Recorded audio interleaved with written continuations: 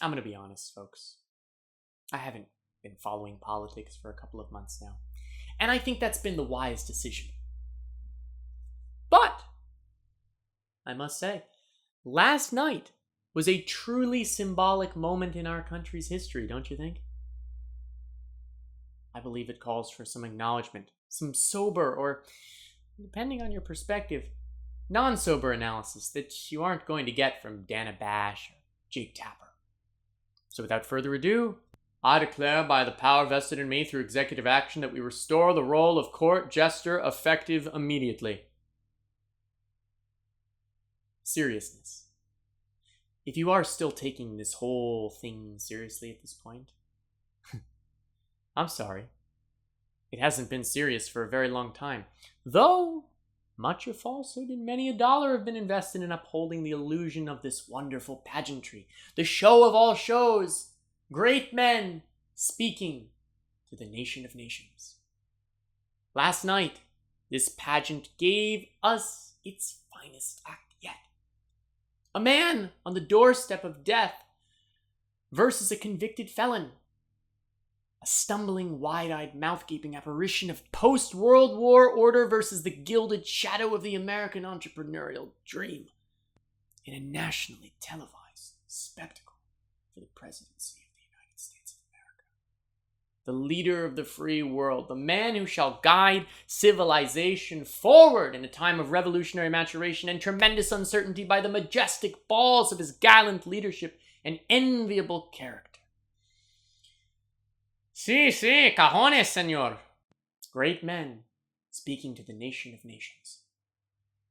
Shall we bear witness to the death of this myth? For where such might have stood in the hearts of many who clung to this hope, there is apparently Joe Biden and Donald Trump in its wake. Why vote? Why participate?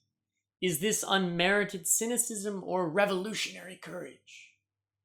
I don't know. But you know what I wish? It's a simple wish. I simply wish that the people who had the real influence would provide some meaningful and actionable guidance for those of us who might be searching for a message of true value. Luckily, given these current conditions, it seems like the perfect opportunity for me, a random unemployed future psychologist Jew in training, to impart some words of positivity.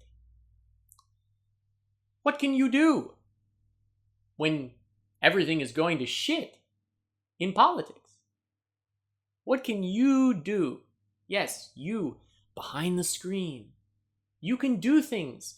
But what are these actionable steps for living peacefully in these times? For 4 payments of $19.95. Just kidding. There are some steps you can take, real steps, that transcend politics, that transcend the nonsense, the noise, the news. What do you do if you don't believe in God? We're starting with you because, frankly, it's a lot more difficult. Okay? But it's not hopeless. You're going to have to find something outside yourself to connect to. Something. Like an animal, a book, an instrument. Anything. Anything beyond yourself that isn't an algorithmic reflection of your own hedonic instincts. And then connect with it. Take care of it. Befriend it. Treat it as if it's real and it should be cherished.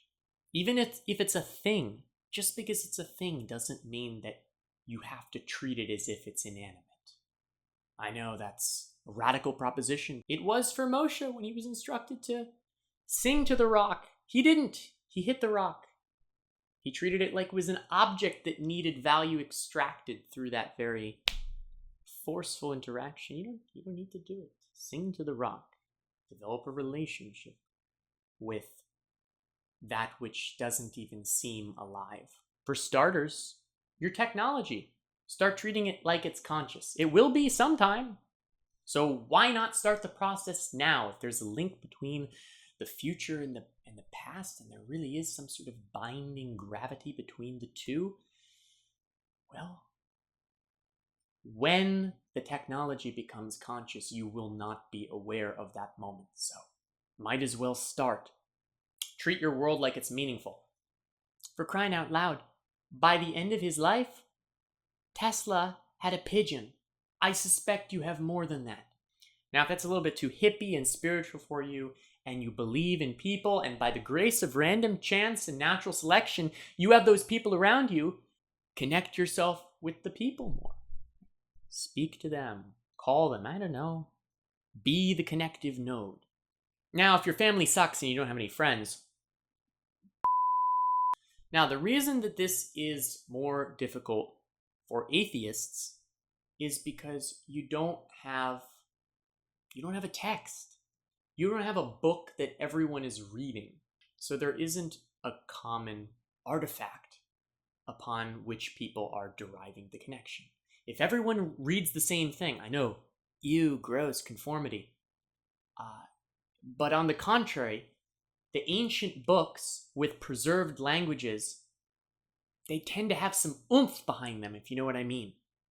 Building community requires people to find common sources of meaning. And the older those sources of meaning are, the more of a history they have, the more binding they become. So it's not as if atheists can't find community, but you are starting from a place of disadvantage. And it's difficult, but you're going to figure it out. You're a critical thinker. Seek out those people, invite them to dinner, put away the devices, be with each other, maybe turn it into a weekly ritual. I don't know. Just kidding. Now, for the religious in the audience, you probably already know the answer. If you have a relationship with God, lean into it, because that's as real as it's going to get. Whether it's the Bible, whether it's the Quran, Gita, Torah, find one passage that really speaks to you, because if you're paying attention, not everything is going to speak to you, but find it. Perhaps even investigate why it speaks to you, and then know it. Know it by heart. Know it by memory. Zachor, as Jews would say. Remember. That way, it's with you all the time, and you can always turn to it when you need the fuel. Yeah, it's not conventional guidance, I know. Politics? How does this have anything to do with politics? It's more than politics. It's about connecting ourselves with other people and with other environmental attributes. That's a weird statement. Connecting ourselves with nature, connecting ourselves with existence, with experience. I know it sounds so hippie and ridiculous, but I'm going out on a limb here. I'm going to say it's more worthwhile than concerning ourselves with the total nonsense of political theater and the people who are actually trying to preserve this form of influence. But what do I know?